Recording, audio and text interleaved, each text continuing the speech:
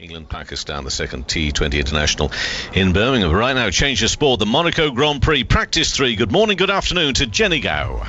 Good morning, good afternoon to you. I can't tell you what a change of day it is. It's beautiful, bright blue skies above us and a few little clouds around, but we're not expecting any rain today, so action should be superlative. I can't think of enough words to sum up Saturday, qualifying Saturday, around the streets of Monte Carlo. It's a treat to behold, and we have 1 hour of practice before we get the cars actually qualifying, and we have the team are in place.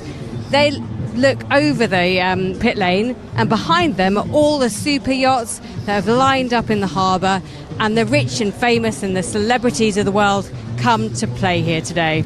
So, Harry Benjamin, lead commentator, it's quite a place, isn't it? It's stunning, it's breathtaking, and hopefully qualifying will be too. Oh, it will be. Qualifying is one of the spectacles to behold around this track. It was Nelson Piquet who said, and I'm probably paraphrasing, but driving a Formula One car around the streets of Monaco is like riding a bicycle in your living room. The walls are perilously close. Little small mistakes that ordinarily you would get away with at the majority of other tracks, you do not get away with here. Overtaking is tricky, and the walls are not your friend. But qualifying is where you see the cars at the very edge. We'll have one more practice session to go before that, FP3 starting in just a few minutes. So final moments there to dial in the car ahead of qualifying. So important session on the way. It really is. And Nico Hülkenberg is making his way down to his garage. He's the Haas driver, so Haas are positioned right at the other end to the likes of Mercedes and Red Bull. And he's on quite a tall bike. He's quite a tall gentleman himself anyway, and he's cycling with one hand on the handlebar, the other hand just waving casually at the grandstand and all the fans there. It's quite late, bearing in mind that we have about 3 minutes until session starts, but that's Monaco, baby. It's very relaxed. All the drivers seem very chilled out, but as soon as they get in the car, Mark Priestley, that all changes. You're a former mechanic at McLaren. Tell us, what's it like to just get ready for Monaco and qualifying here? Because it's special, isn't it?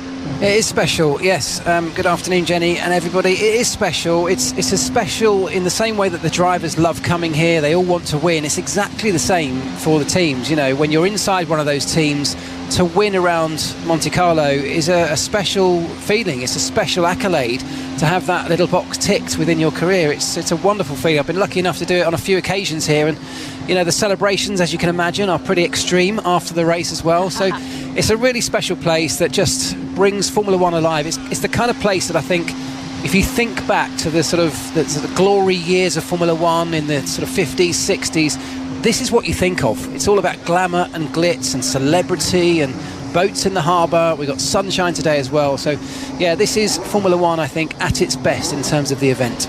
Absolutely, and the challenge, I think, is also at its best. It's the most extreme day we have for qualifying.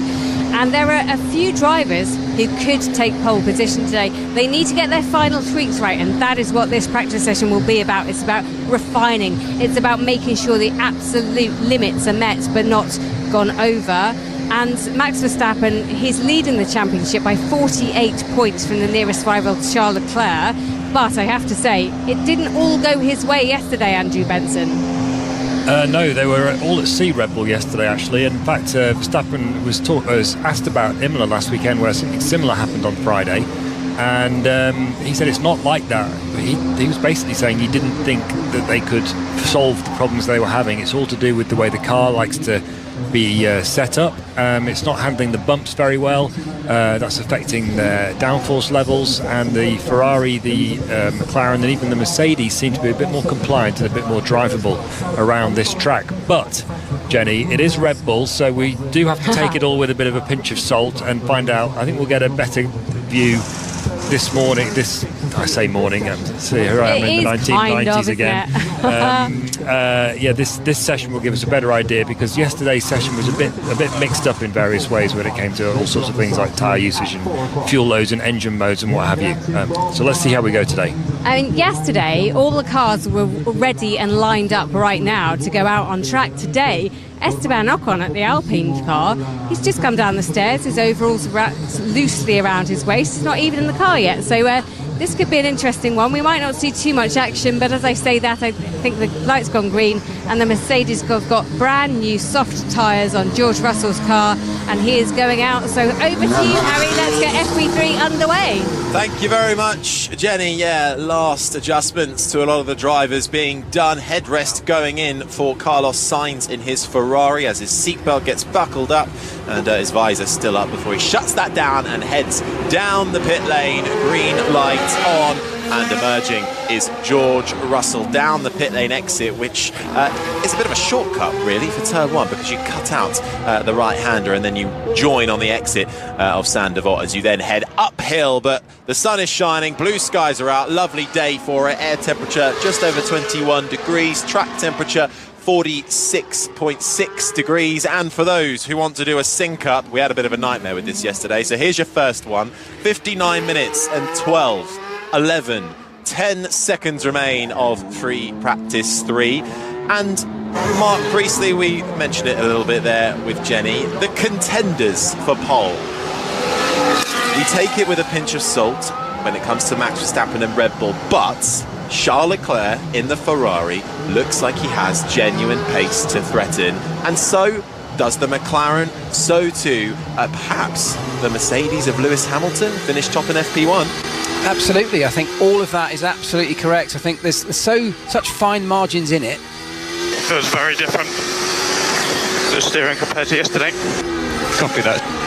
So that was George Russell actually yesterday in the practice sessions. He was complaining about his steering not feeling normal, so they've clearly done some work overnight, and hopefully what he's suggesting there is it's all back and feeling like it should. So that's great news as he circulates the circuit. Yes, in terms of contenders for qualifying later on today, it is anybody's game. I think the most likely, or certainly the favourite coming out of what we saw yesterday, was Charles Leclerc, and I say that not just because of his lap time, and he did top the timesheets, but he was also the most comfortable on multiple different tyres. You know, he ran the different hard tyre and a medium tyre, was very, very quick on both of those, and just seemed like he had the car underneath him to give him confidence that allows him to be able to push as close as you need to push to get right up next to these barriers to get your lap time. So Max Verstappen not comfortable, Charles Leclerc very much so. Yeah, early days in FP3, cars out on track at the moment. Only 4, Ricciardo, Tsunoda, Russell and the McLaren, Oscar Piastri. Jenny. Yeah, it's really interesting actually. I'm opposite McLaren, and they are attempting to double stack their cars, and they're doing it as just a practice, but they first, I think it was Piastri that came in first. No, it was Lando Norris that came in first. They've sent them out to do a lap on the hard tyres, and now they're back in and sending them out to do a lap on the medium tyres. And the aim was to see if the team can successfully double stack them, because these garages are so close to each other. It'll be a real challenge that they want to maximise that opportunity if they need to do it. So interesting that was their start to the day down at McLaren. Yeah, and McLaren using a bespoke one-off Ayrton Senna inspired livery on their cars, but also on all the team kit and on the driver overalls using Senna's iconic green, yellow and blue colours. Senna, McLaren's most successful driver, taking 35 of his 41 wins with that team, and of course 30 years on since Ayrton Senna's sad passing in Imola, which was celebrated so there's no vibrations, which is obviously good. Steering very light, turning left, and heavier turning right. So George Russell then back into the pits after reporting those steering issues. It's interesting how he can feel that straight away, not even out through one full lap, and he's straight away, this isn't right. Yeah, and interesting that it's still not right. And we talked about it wasn't quite right yesterday, so they've done something, maybe changed the steering rack overnight, and he's still feeling a little bit of an imbalance. You do as a driver, because you're so finely attuned with these cars, and they are almost at one with them. They have to be, they're so tightly strapped into a seat that is moulded to their body shape.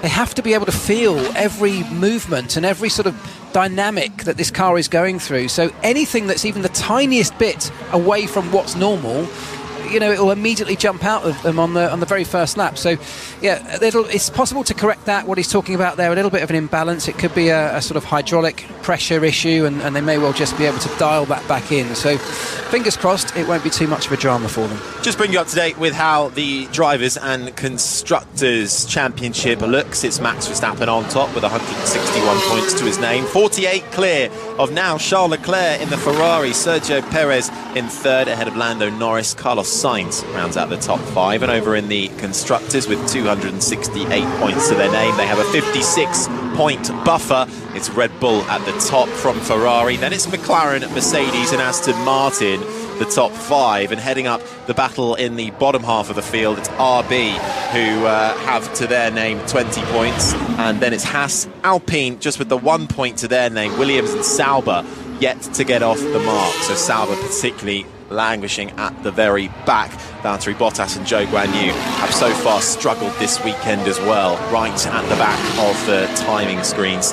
The two Aston Martins out on track at the moment, Lance Stroll and Fernando Alonso. And it's a really interesting situation at Aston Martin at the moment, Andrew, isn't it? Because it feels like since the beginning of last year, where they were, Alonso was scoring podiums, looked like a genuine contender, they have slipped back in the development race, and bringing upgrades over the last couple of rounds, it doesn't seem like something is not quite clicking at that team at the moment. Well, I think it's a tricky question at the moment. They've definitely slipped back. They're definitely the 5th fastest team. They started the season as the 4th fastest team, probably. At least that was the case in qualifying. They've had a couple of sticky weekends. Basically, if Fernando Alonso has a bad weekend, then Aston Martin are a bit stuffed, because Lance Stroll isn't equipped to carry the can for them most of the time. And he qualified, I think, in back end of where was he in Miami, 15th or something? Alonso or Stroll? Alonso.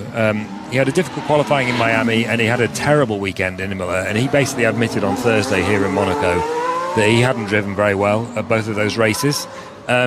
So that's part of the reason why the last 2 races have looked really bad. It's only a month since he qualified 3rd in China. So, but what's definitely happened in that intervening period between China and Monaco is that the other teams around Aston Martin, so basically McLaren, Ferrari and Mercedes, have improved their cars more than Aston Martin have. They insist that the upgrades did have an effect. It just wasn't as big an effect as the upgrades that have been on the Ferrari, McLaren and Mercedes at the same time. And I do know that Lawrence Stroll, the team owner, had a massive strop after qualifying in Imola when Alonso basically he crashed in final practice and basically messed up qualifying as well, and there was like a sequence of things that went wrong, and he ended up at the back of the grid in Imola. So this is a weekend that's a chance for them to reset a bit. It's Monaco, so you're never quite sure how much is car and how much is driver. And yesterday, as I was saying earlier, it was a bit of a hazy picture, but Alonso was 3rd fastest. So it was a lot more encouraging for them. And let's see how they play this weekend, because I think they are the 5th fastest team, but I don't think it's as bad as it looked in Miami and Imola for them. Is there something to look into or perhaps worry about when you also look at Mercedes and how they have obviously slipped back over the last few years, haven't really found inroads into finding a way forwards? Of course, Mercedes and Aston Martin, for those who might not know, they share a wind tunnel. And is that something that is becoming an increasing worry for both teams? Well, it's certainly a live question in the paddock. The thing is, again, it's a question of taking a bit of time to assess things, because yes, for the last 2 years, Mercedes weren't seeing their simulation data correlated on the track, and they were complaining about that earlier in this season as well with this new car. But now they're saying that they feel they have got a development direction, they think they know where they're going. The problem is they're only at the beginning of thinking of knowing where they're going, so we have to let that play out, see whether it's actually true or whether they're still struggling to get the same performance on the track as they do from the wind tunnel. But it is true that people have been saying, well, hang on a minute, 2 teams both using the same wind tunnel, both not getting the performance that they might have expected from things. Is it for the same reason? It's not necessarily the same reason. Therefore, because of doesn't always apply. But those questions are being pondered in the paddock increasingly more. Lewis Hamilton on a fast lap on the soft tyre at the moment, just making his way through the left-hander to back, and has to go around the outside of Kevin Magnussen, who tries to get out of the way, but it's so narrow in that part of the circuit. Russell on an outlap at the moment. Talk of Mercedes. Let's head down to the pits with Jenny Gow for a Merc update. Yes, I'm just looking on at the garages as one of the mechanics just tries to clean away the tyre marks from Lewis Hamilton exiting the garage. George Russell is running a very different front wing to Lewis Hamilton. I don't know why, and I don't know exactly what they're experimenting with, but it looks to me like it's the front wing that they used last year. So if you can play along and you've synced up and you want to play Spot the Difference, then I can challenge you. Lewis Hamilton has the kind of newest front wing, which has got lots of slits and slots and shapes cut out of it, whereas George Russell, his whole entire nose looks like the old one without the special update. So I'm wondering if they're just comparing the two. If George wasn't particularly happy with the new one, it's interesting to look at.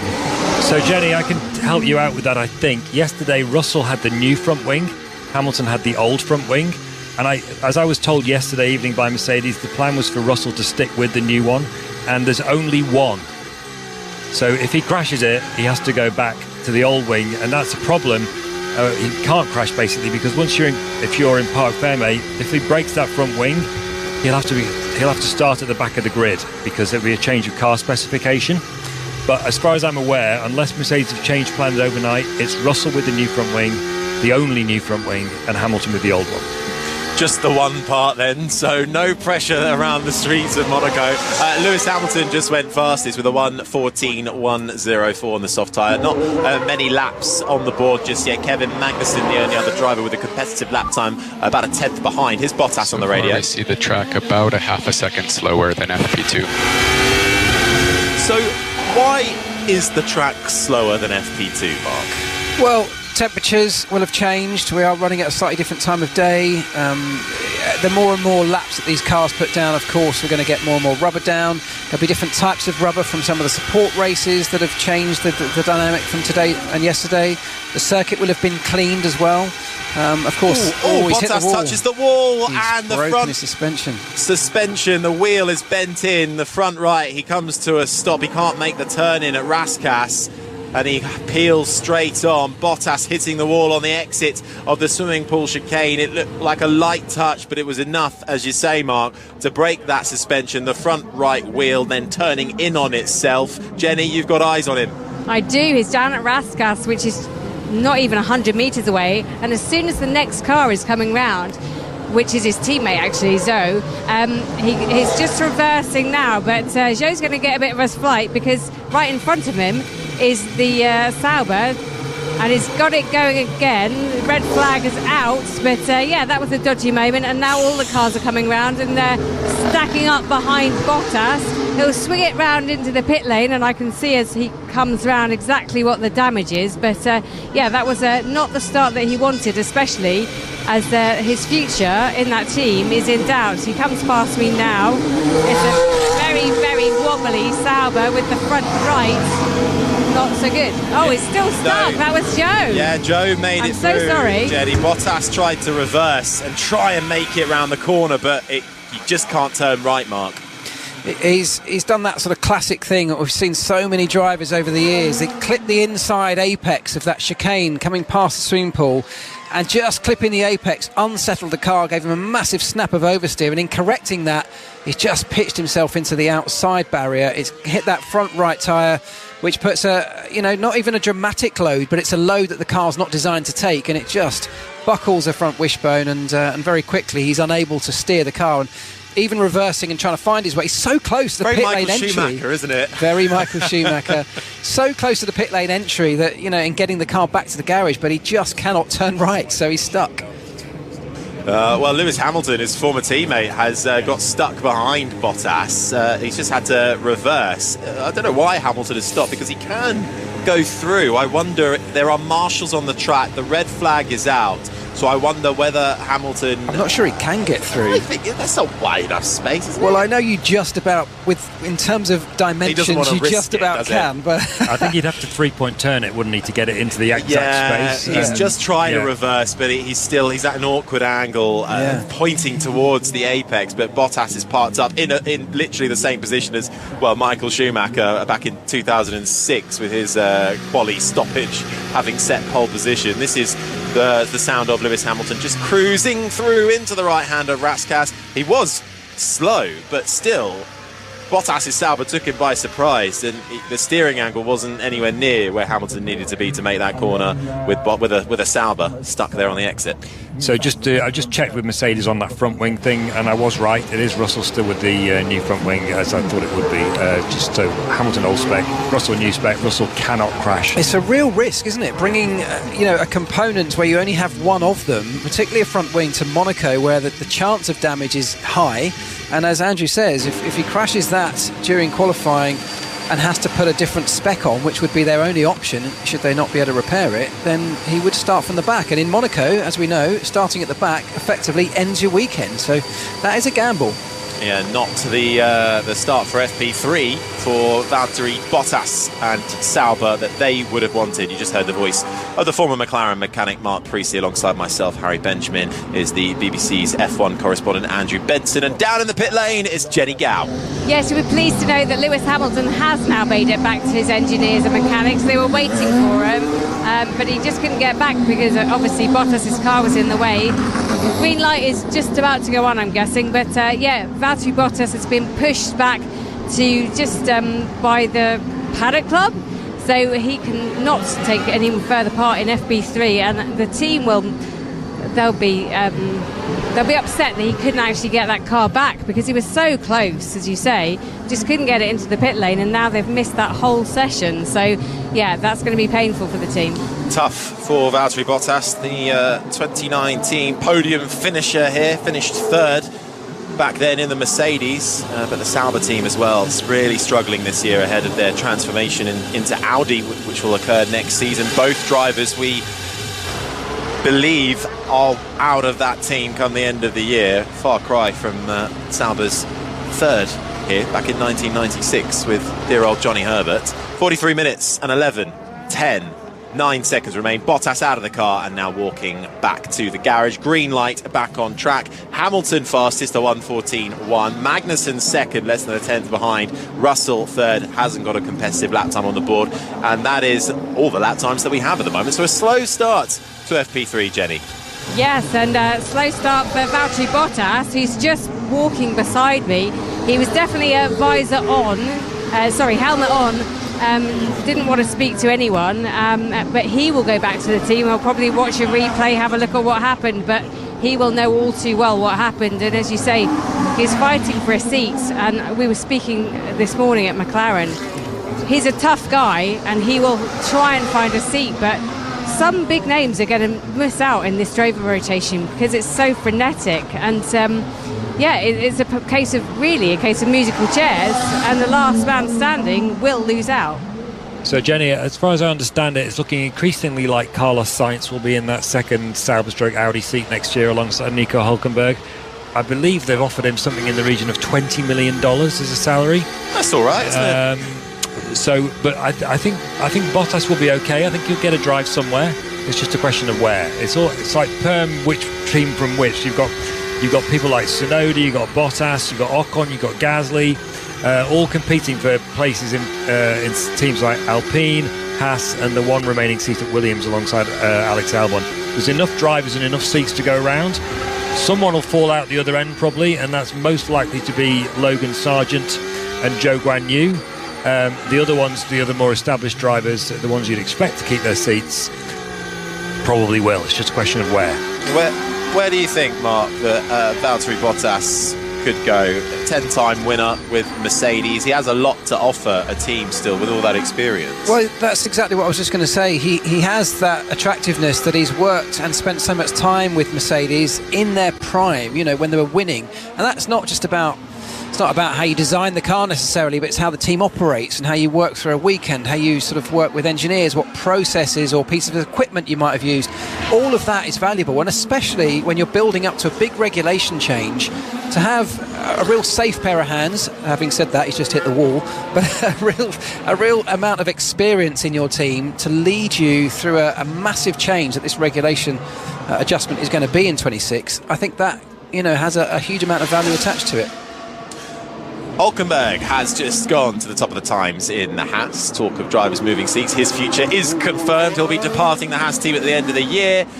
Real nice setup, though, that he has with the Haas team. Looking very relaxed in the hospitality this morning, wearing a rather bold sort of black and white palm tree outfit was Nico Hulkenberg as he was watching the Formula 3 race this morning. He's 3/10 clear of George Russell, then it's Hamilton in third, Magnussen, Piastri the top five, but Verstappen is just making his way around Anthony Noakes, the final corner, onto the main straight. That is where the DRS is across the line on the soft tyre. He's half a second adrift of Hulkenberg for fifth place for Max Verstappen, a 1:14.2. The thing about lap times in Monaco is they do change all the time. You know, you're always finding time. In theory, as a driver, you're just pushing yourself a little bit further every time you go into a corner, every time you run up against a barrier. You want to get that extra couple of millimetres out of it and just get a little bit more performance. As Kevin Magnussen does a nice little pirouette in a gap that was only just big enough for a pirouette. That was perfect from Kevin Magnussen. Very well, yeah, nicely done. Bit of style there. Not good for your lap time, but certainly good for the show.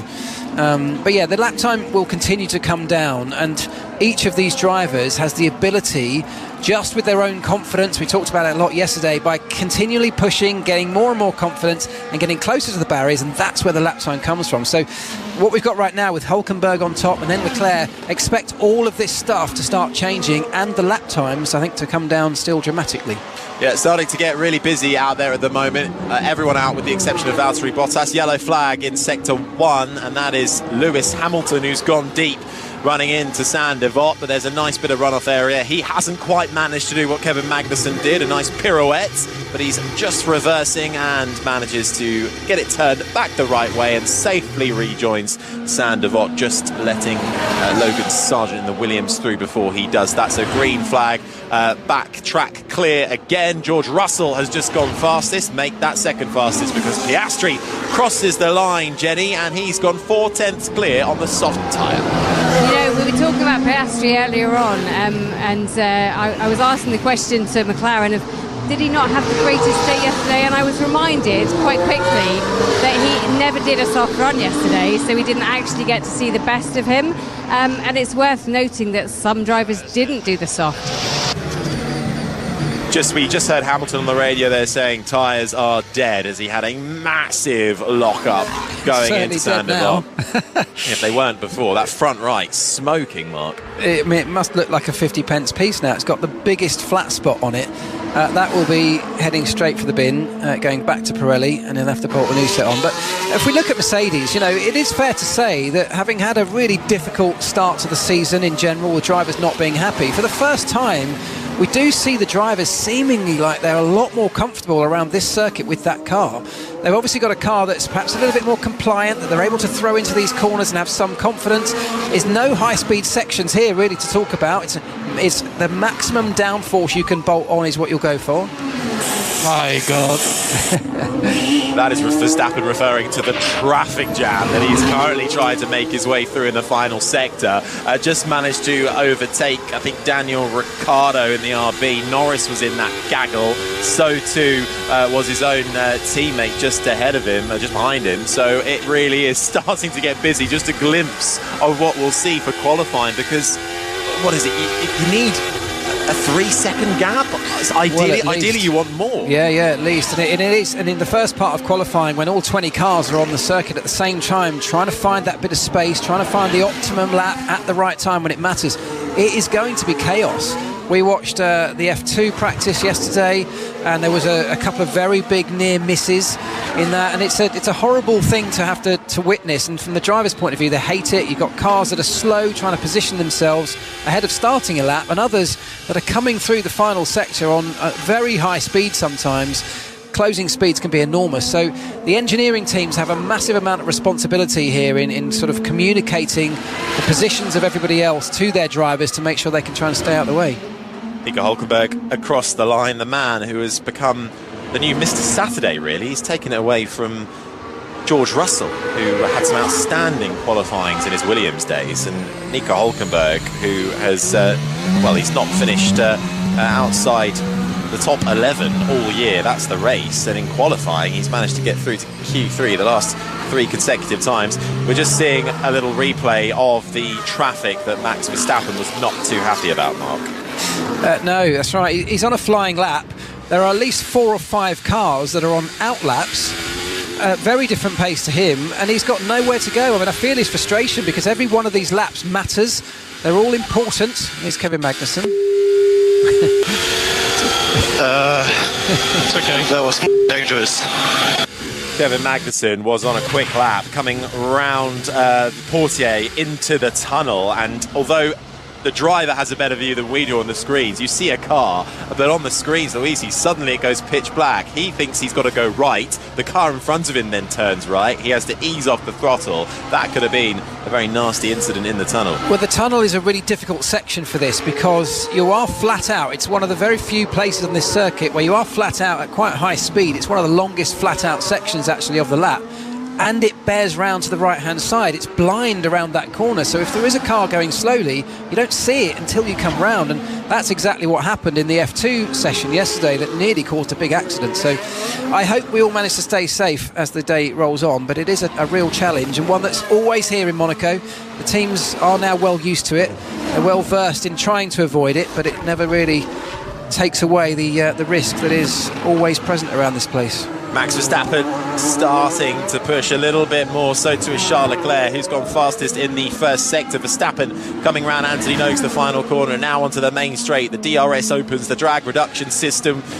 Second fastest across the line, a 1:12.9, over 2.5 tenths slower than Oscar Piastri, who is still fastest in the McLaren. Charles Leclerc had a really great first sector. Middle sector down a little bit on time, but to the line now, what can Leclerc do? Still manages to go fastest, a 1:12.5, a tenth and a half clear of Oscar Piastri. Then it's Verstappen, Magnussen, Sainz, Russell, Hülkenberg the top 7, Albon, Tsunoda, Norris the top 10, Gasly, Sargent, Alonso, Stroll, Ocon the top 15, Hamilton's in the pits in 16th, Perez currently languishing down in 17th ahead of Ricciardo, Zhou Guanyu in 19th, and Valtteri Bottas, who hit the wall on the exit of the swimming pool chicane and had to come to a stop in Raskas. That brought out the red flag momentarily. That was end of the session for Bottas's Sauber, so just 19 cars left back in it. Yellow flag out, and it's Oscar Piastri in the runoff at Sainte Devote. That was out for a bit of a lengthy streak of time while he found the right way round again, and he's rejoined. I thought I saw a glimmer of yellow as the McLarens are painted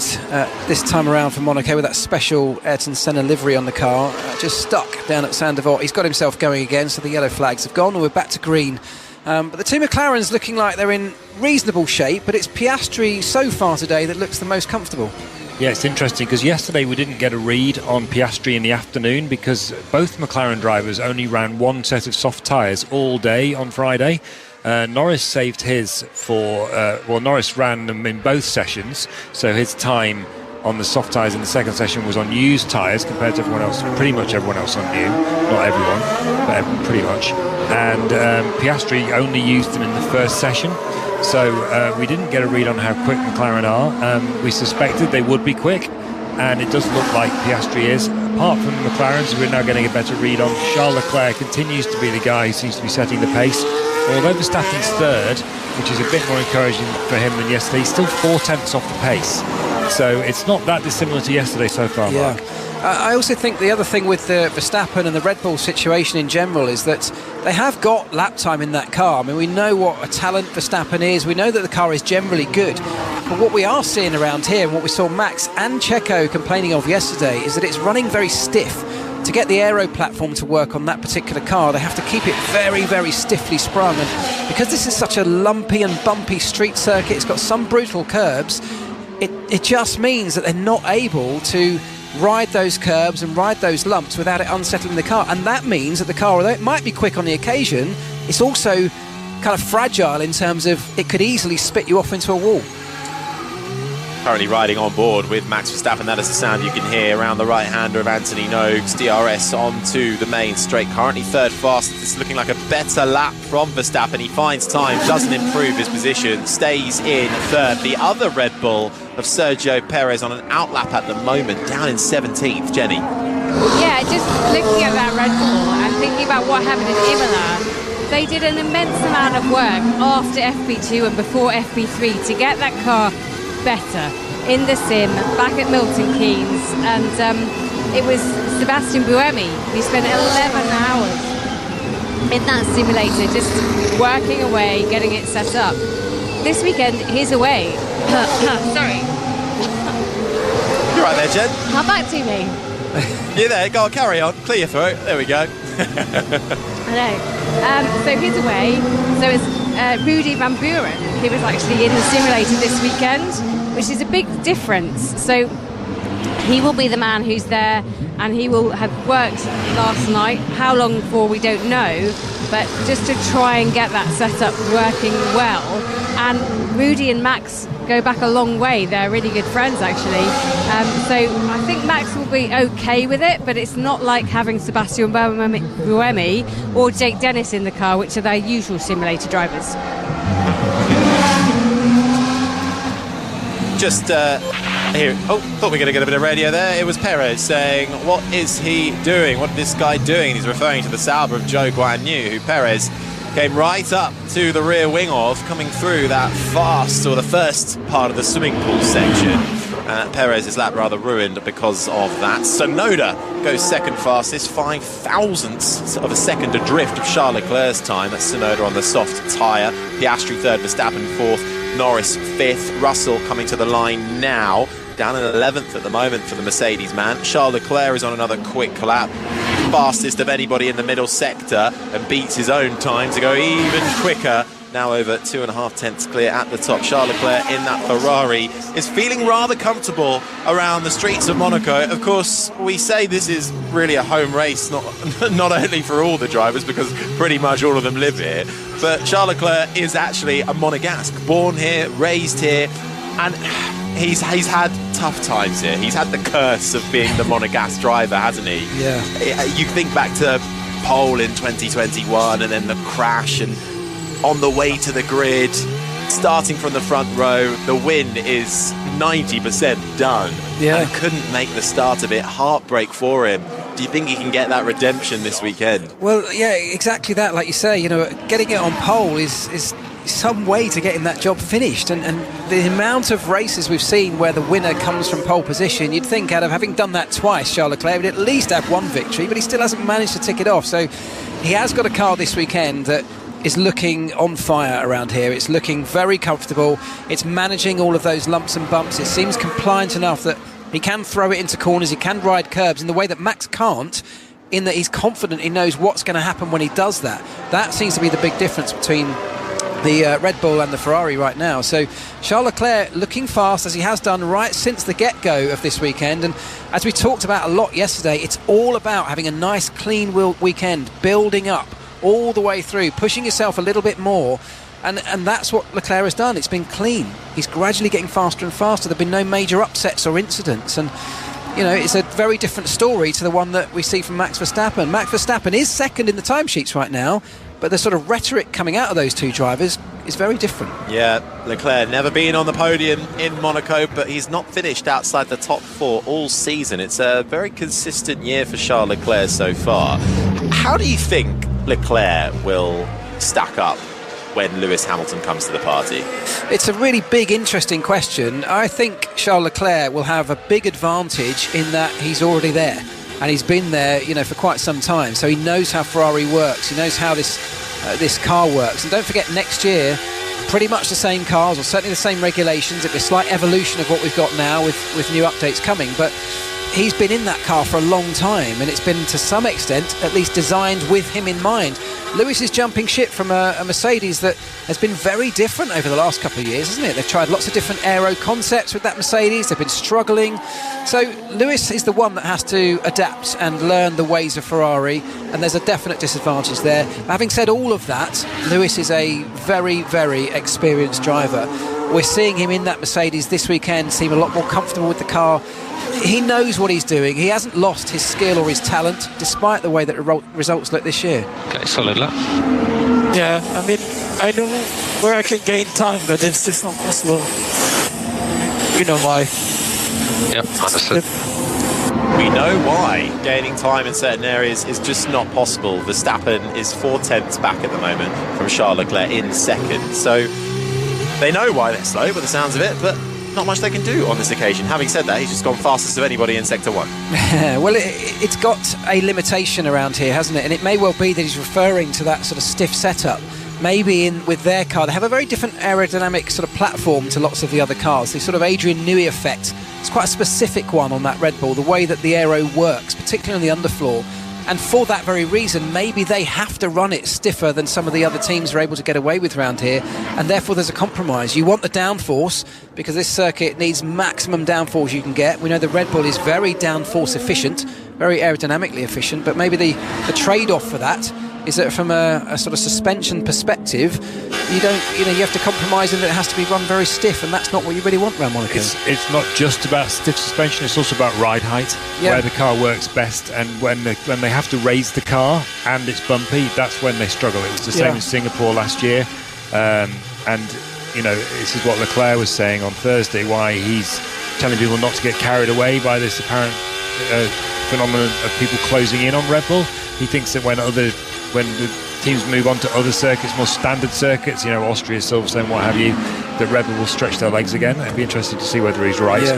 Meanwhile, it's all relative. Max Verstappen still third, struggling. Oh, Lewis Hamilton, sorry Andrew, nearly into the wall on the exit of the swimming pool, clouting over the curb, just about managed to avoid it, coming around Anthony Nogues now.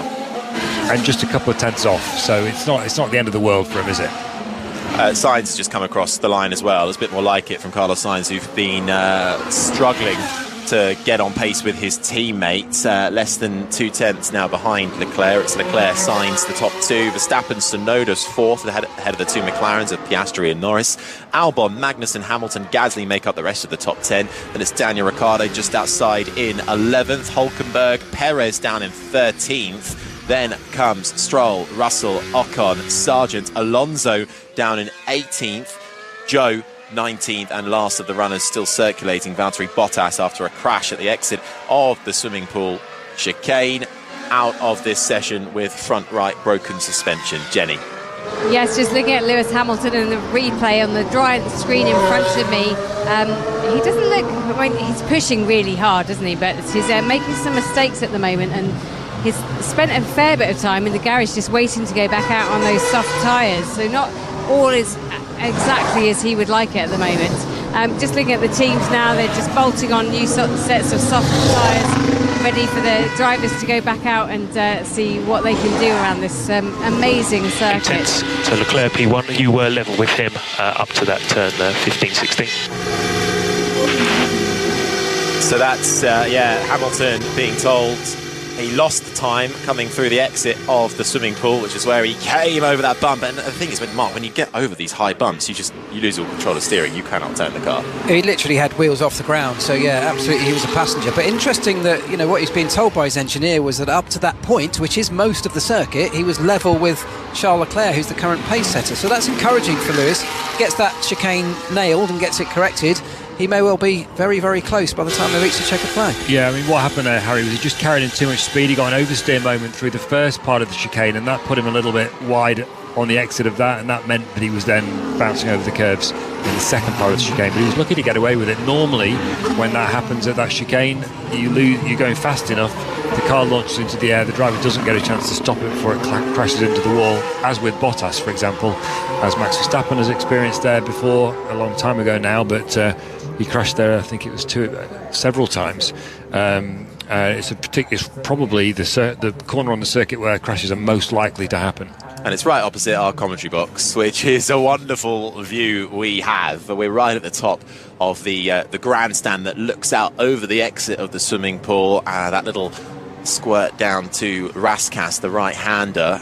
And right opposite us, we can see the pit lane. We are directly opposite the McLaren garage and the Ferrari garage. It's a beautiful day in Monaco. Blue skies, puffy white clouds in the air as we're off the coast of the Mediterranean Sea on the Côte d'Azur. It's not a bad place to see some Formula One cars in action. The spectacle that is Monaco continues. It's called the jewel in the crown for a reason. Sunday may not always deliver the best racing in the world, but Mark, there's a reason everybody wants to come to Monaco. It's special. It's got massive history. If you think back some of the biggest iconic moments, the glamour shots that Formula One will always play out when trying to advertise the product that we have here in Formula One, it always includes Monaco, because it is just so different. And there's lots of reasons to complain about Monaco as a Formula One fan, but there are also lots of reasons to have this place remaining on the calendar, because it provides a very different challenge.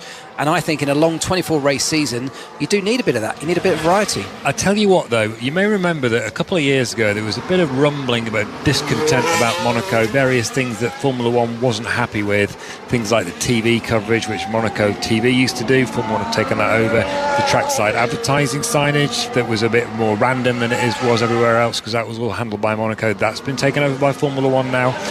There's still an undercurrent of dissatisfaction, generally about the organisation of the event.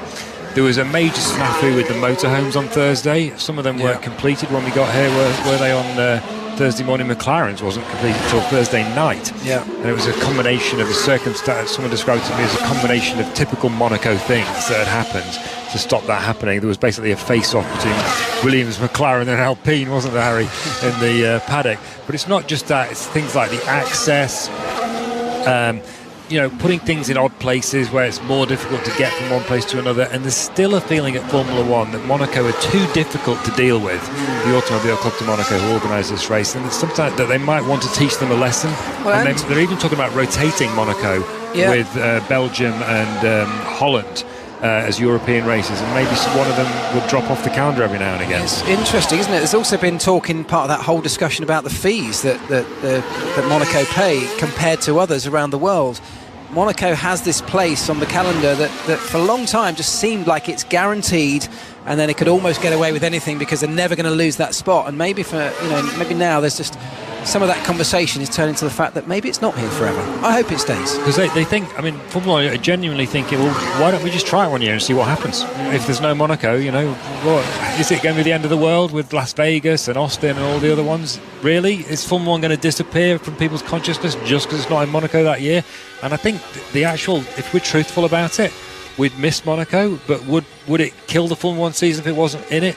No. Of course not. And I think Monaco has to accept that. And they can't just carry on being Monaco and behaving in the way that they always have, because that's the way it's always been done here.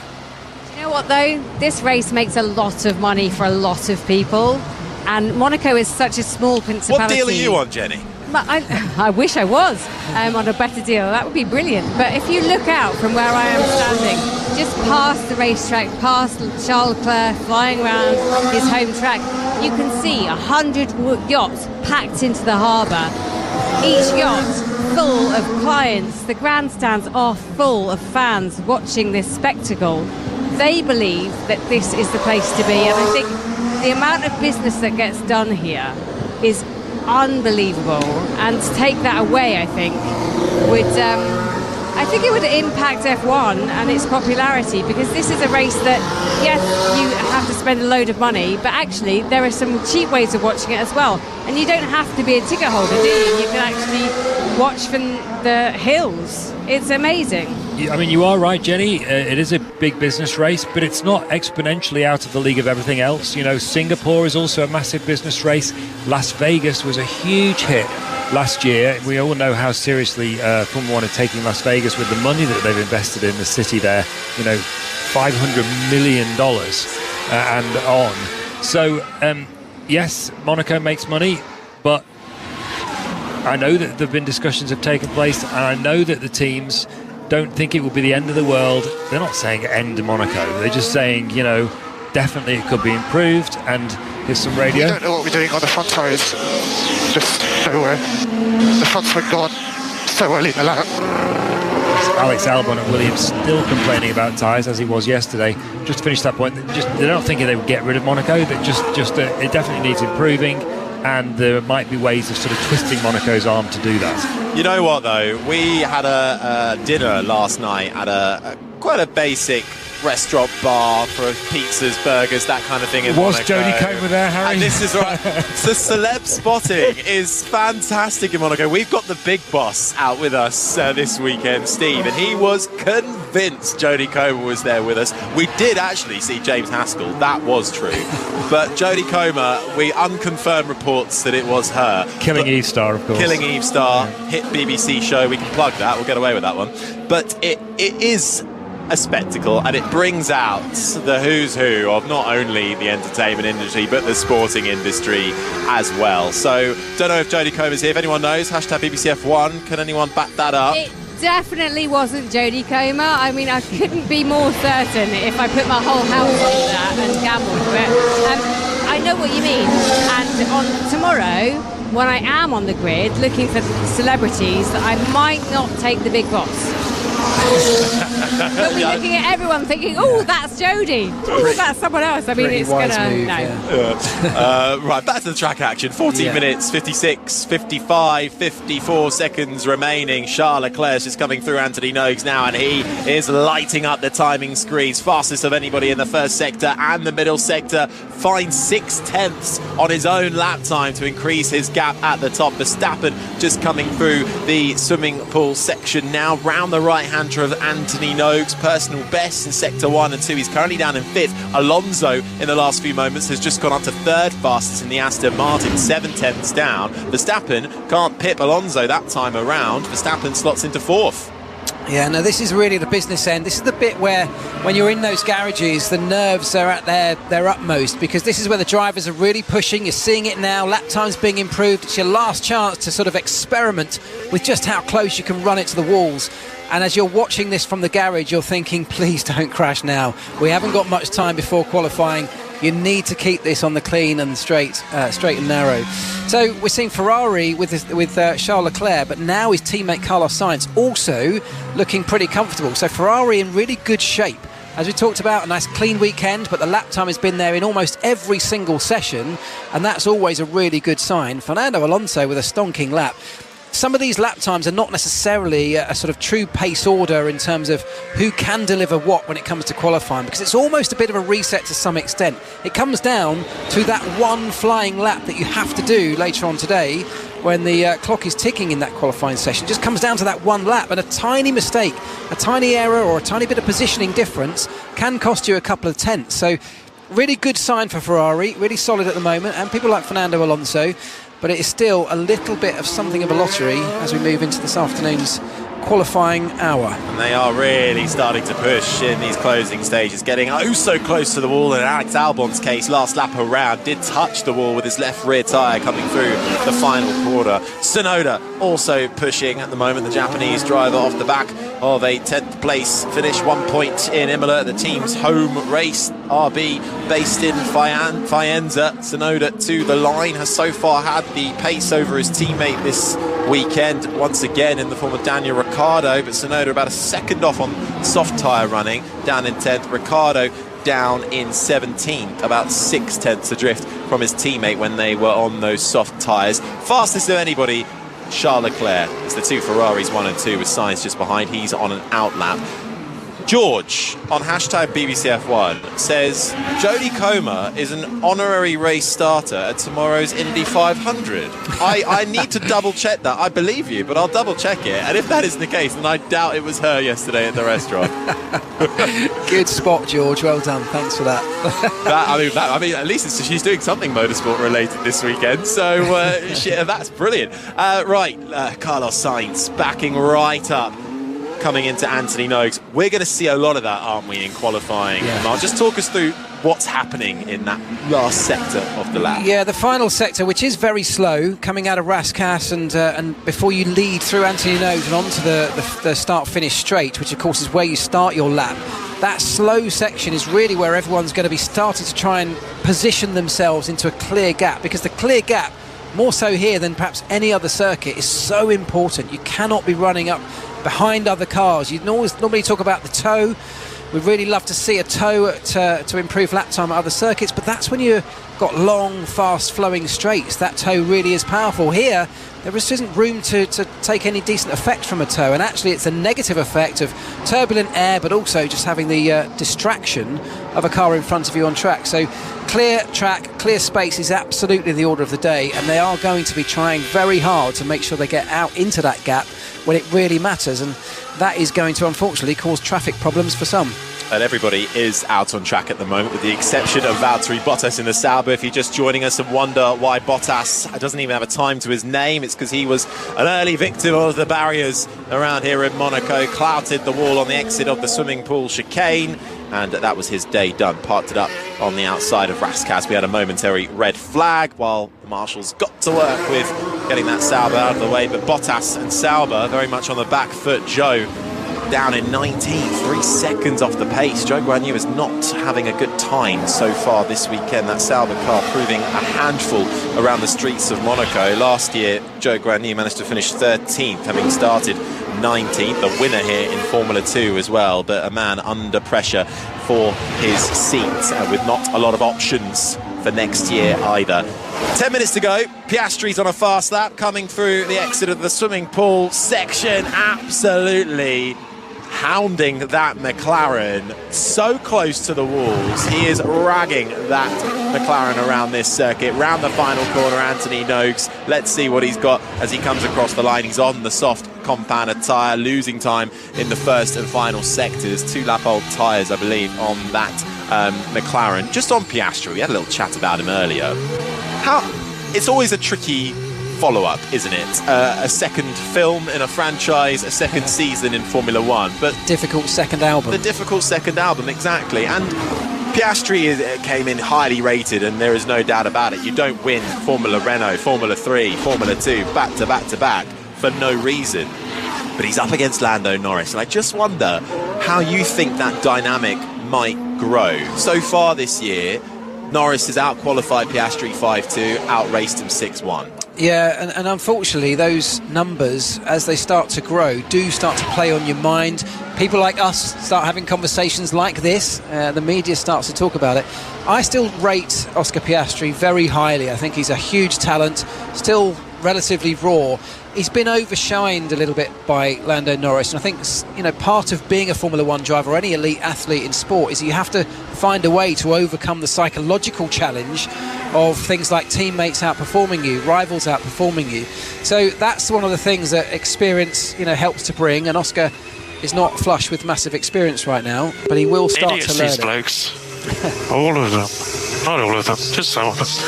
I won't ask you to name which ones are and aren't. That was Lando Norris on the radio coming out of the tunnel, and George Russell in the Mercedes was the car to his left, and his good mate George Russell. Yeah, Norris just does slide over and comes over to squeeze Russell right to the wall, and that was the sound of Norris gently, or Piastri, my apologies, gently kissing the inside barrier on the exit of the swimming pool. That was on Piastri's last lap around, where he was absolutely ragging that McLaren car around. Jenny Gow. Yeah, just driver etiquette around the streets of Monte Carlo is so tough.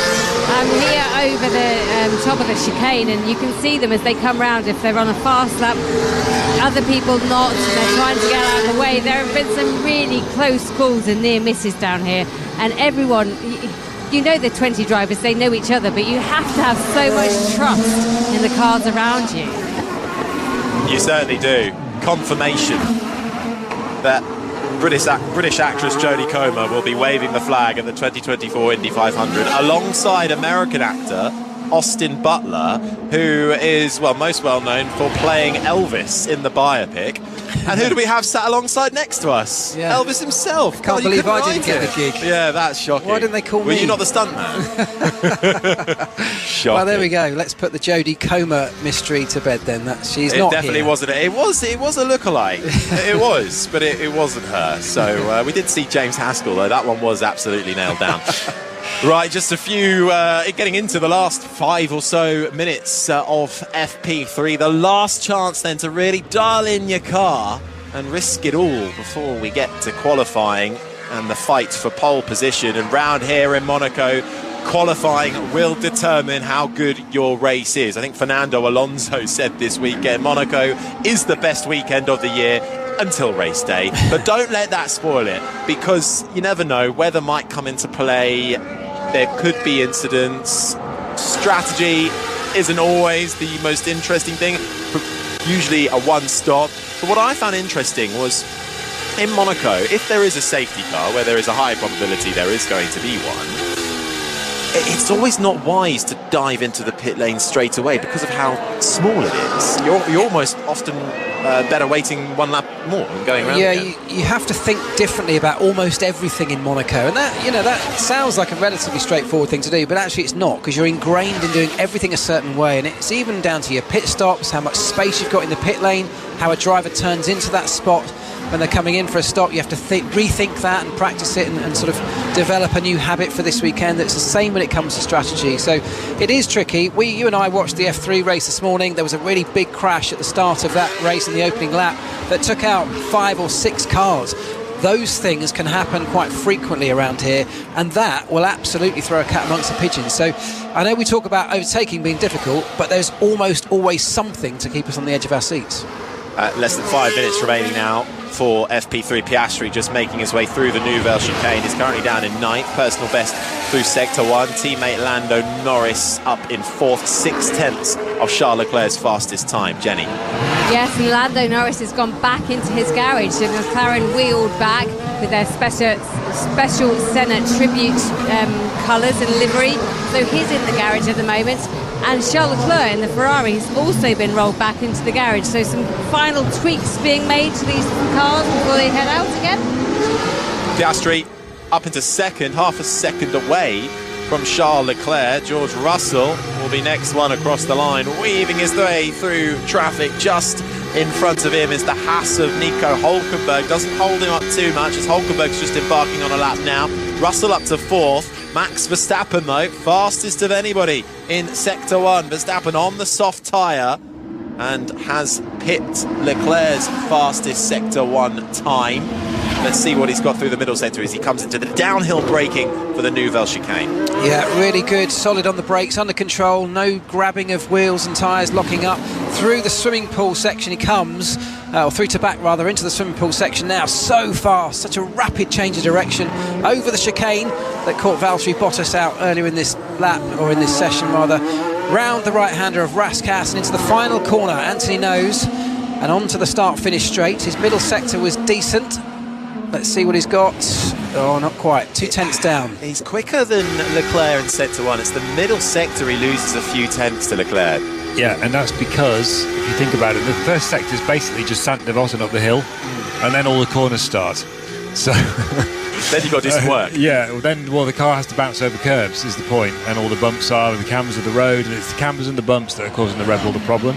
So it was the same pattern yesterday. Verstappen was often quickest in Sector 1, but then he lost all his time in Sector 2 and 3. Again, though, let's keep some perspective. He's only a 10th behind, and he is, at the moment, clear of everybody else. So not the end of the world, and he's in that region where if anything goes wrong for Leclerc, who does look like the favourite, Verstappen could still stick it on pole and win another race, which, like in Imola, didn't feel like he should have won it, but he did. Here's some radio. Oh, so dangerous. In the tunnel, I was going outside, I only crashed into the wall. Copy your weird report. Yuki Tsunoda on the radio there is coming past Sergio Perez in the Red Bull around the outside of the tunnel, and you just get dragged outside a bit, don't you there, Mark? Close to the wall. Yeah, that's that bit we were talking about earlier. It's actually a much sort of more acute corner than it looks on the television through that tunnel. You think it's a flat out section, and it is, but you're going round quite a sharpish right-hander and it's blind, so heading around there to find a car on the inside can be terrifying, and it throws you to the outside. And I think it's going to be a feature. Unfortunately, the drivers, they're all going to complain. The stewards are going to be busy. There's lots of investigations happening after the session for moments like that. They'll all get dealt with before qualifying, I'm sure, but this is going to be a feature, particularly in the early part of the session. Yeah, well, that's like this, and then pets.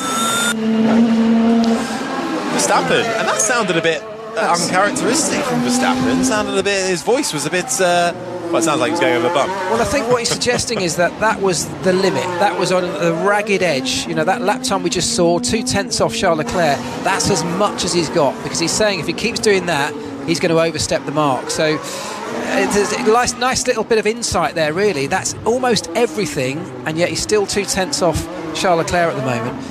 You can easily, as we keep talking about, you can find lap time, and you can find it on one particular lap, and as long as that lap comes when you really need it to in qualifying, you can bump yourself way up the grid. So I think we've got a really interesting session here. Yes, Charles Leclerc might look like the most comfortable, perhaps you say he's a favourite, but when it really comes down to the pressurised moments later on today, anything can happen. Lewis Hamilton, I think, will be buoyed by the progress shown this weekend. Currently third fastest, 3/10 off of Charles Leclerc.